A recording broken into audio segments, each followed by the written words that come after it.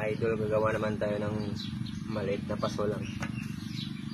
Tapos yung design niya sa gilid ganito. Ito yung panghagod na gagamitin natin. Yan yung first step na gagawin natin, magtatayo tayo ng buhangin.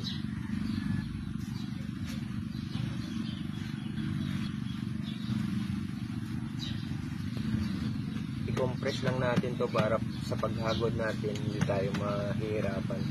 Kasi pag hindi natin to ma-compress, minsan sa paghagod natin natitibag. Dapat sa paghagod dahan-dahan lang.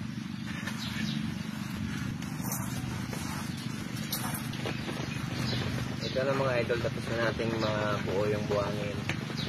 Yung susunod natin gawin is yung maglalagay tayo ng purong simento dito. Maglalagay na tayo ng purong simento.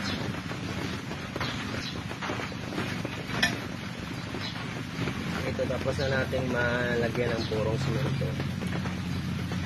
Ito putol na PVC pipe. Ito yung pambubutas natin sa kanyang drainage hole. Isang butas lang, okay na yun. Pinatuyo muna natin to kahit mga ilang minuto lang bago lagyan ng wire. Kasi pagbasa, nasisira tong semento. Natatanggal to sa buhangin. Kaya mas maganda patuyuin muna bago maglagay ng wire. At tapos lalagyan natin ito ng gamit nating fiber mesh tape. Ito may ginupit-gupit na tayo. Lagyan lang natin to paikot. Tapos natin lagyan lahat. Mas maganda, wag muna natin hagurin. Tutuyuan muna natin saglit lang para mabilis nating mabuo. So ito mga idol, tapos na natin patuyuin. Huwag naman yung masyadong medyo matigas na kasi may hirapan din kayo sa paghagod yan. At yung sakto lang.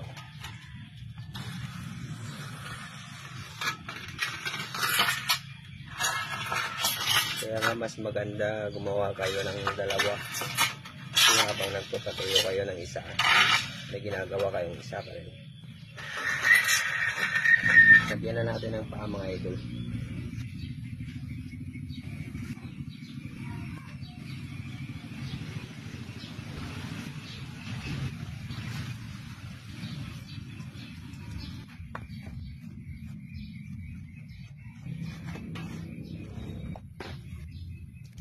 Lagyan natin ng butas para sa bonsai wire.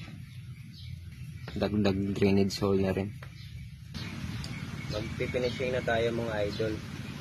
Dito sa part na to, pasensya talaga yung kailangan. Parang nagbubonsai ka din. Patient is the key. Kasi medyo mahirap tong pagpapakinis ng paso.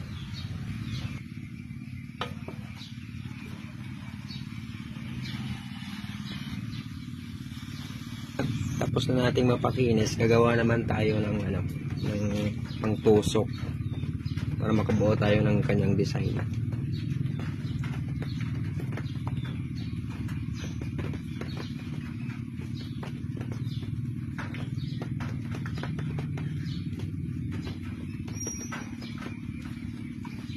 Ito na siya.